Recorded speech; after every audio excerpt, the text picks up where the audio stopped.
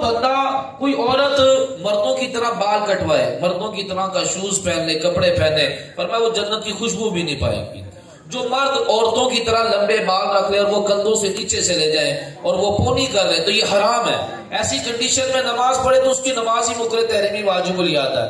اگر جس مرد نے کان میں بالی پہنی ہوئی ہے اس کی نماز قبول نہیں ہوگی، کیونکہ اس نے عورتوں والی مشابہت اختیار کر لی۔ اگر اس کی کلائی میں چینز ہے، بریسلٹ ہے، یا گلے میں کوئی چین لاکٹ ڈالے ہوئے گئے، عورتوں والی مشابہت ہے، تو یہ حرام، اور یہ بندہ جنت کی خوشبو بھی نہیں پائے گا۔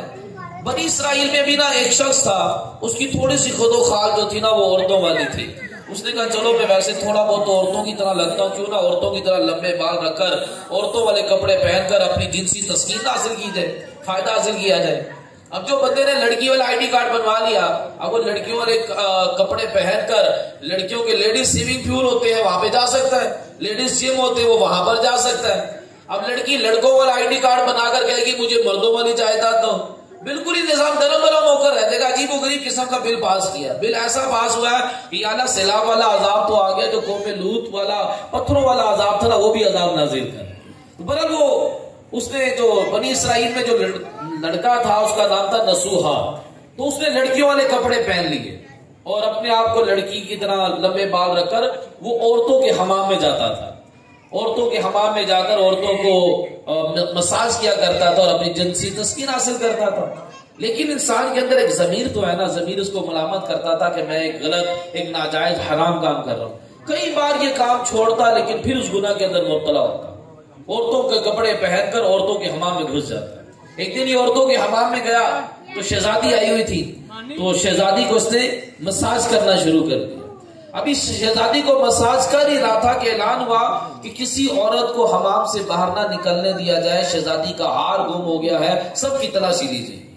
اب اس کے پسینے چھوڑ گئے، اگر تلاشی دی گئی تو پتہ چل جائے گا کہ میں تو مرد ہوں، میں تو ٹرانسجینڈر والے بل پر عمل کر کے مرد ہو کر میں نے تو عورتوں والی اولیاء بنا لیا، اور بادشاہ کو پتہ چل گیا کہ میں نے دھوکے سے اس کی بیٹی کو ہاتھ لگایا ہے، وہ تو میری کھال ادھیڑ دے گا۔ اب یہ اندر ہی اندر اپنے رب کی بارگاہ میں گر گڑانا شروع کر دیا، باری تعالیٰ آج بچا لے، آج کے بعد یہ ٹرانسجینڈر والا گناہ نہیں کروں گا۔ اتنے میں اس کی دعا قبول ہوئی اور اعلان ہوا کہ شہزادی کا ہار مل گیا۔ اس کی آنکھوں سے آنسو جاری ہو گئے کہ میرے رب نے اتنی جلدی دعا قبول کی۔ اب اس نے پکا ارادہ کر لیا کہ آج کے بعد یہ گناہ نہیں کرے گا۔ حمام سے باہر آیا اور اپنے گھر میں عبادت میں مشغول ہو گئے۔ عورتیں اس کو بلاتی تھی مساج کے لیے، یہ نہیں جاتا تھا، عورتیں تو اس کو عورت سمجھتی تھی۔ ایک دن شہزادی نے بلا لیا، کہتا اب تو جانا پڑے گا، نہ گئے تو خیر نہیں، اور اگر چلا جاتا ہوں تو توبہ ٹوٹ جائے گی۔ اس نے کہا اس گناہ سے بچنے کا حل یہی ہے کہ میں یہ علاقہ چھوڑ جاتا ہوں۔ کہیں دور دراز چلا گیا، جنگل بیابان میں عبادت میں مصروف، وہاں کوئی بھینس آ گئی، اس نے کہا پتہ نہیں کس کی بھینس گم گیا، چلو میں سنبھال کر رکھ لیتا ہوں، جب کوئی آئے گا اس کی بھینس اس کے حوالے کر دوں گا۔ کچھ عرصے کے بعد تاجروں کا قافلہ وہاں سے گزرا، تاجر کہنے لگے ہم بھوک پیاس سے مر رہے ہیں، تمہارے پاس کچھ کھانے پینے کے لیے ہو تو دو۔ اس نے فوراً بھینس کا دودھ دھویا، سارے تاجروں کو دودھ پلایا، تاجروں کی جان میں جان آ گئی۔ تاجروں نے اس کو اچھی خاصی، سارے تاجروں نے اس کو رقم دی۔ اس نے کہا میں نے یہ رقم کیا کرنی ہے، آئے دن یہاں سے قافلے گزرتے ہیں، مسافر گزرتے ہیں، بیچارے بھوکے پیاسے ہوتے ہیں، چلو ان کے لیے کنواں کھدوا دیتا ہوں۔ اس نے کنواں کھدوا لیا۔ اب لوگ وہاں پر آباد ہونا شروع ہو گئے، جہاں پانی ہوتا وہاں لوگ آباد ہونا شروع ہو جاتے تھے۔ ایک پوری بستی آباد ہوگی، اس کی نیک نامی اتنی مشہور ہوئی کہ بادشاہ تک اطلاع چلے گی۔ بادشاہ نے کہا کہ اس نیک نصوحہ نامی شخص سے ہم ملاقات کے لیے جائیں گے۔ بادشاہ ملاقات کے لیے جا رہا تھا تو راستے میں بادشاہ کا انتقال ہو گیا۔ تو لوگوں نے کہا کہ اس نیک انسان کی ملاقات کے لیے آ رہا تھا تو لہذا اس نیک انسان نصوحہ کو بادشاہ بنا دیا جائے۔ اس کو بادشاہ بنا دیا گیا۔ اسی شہزادی کے ساتھ اس کا نکاح بھی ہو گیا۔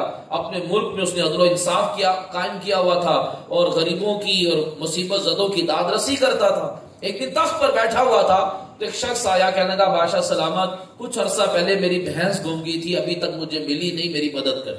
بادشاہ نے کہا کہ تیری بھینس وہ میرے پاس ہے، کہا کہ اس کو بھینس دو، اور اس کی بھینس کی وجہ سے میں نے بڑے پیسے کمائے اور جتنا مال و دولت پڑا ہے آدھا مال بھی اس کو دے دو۔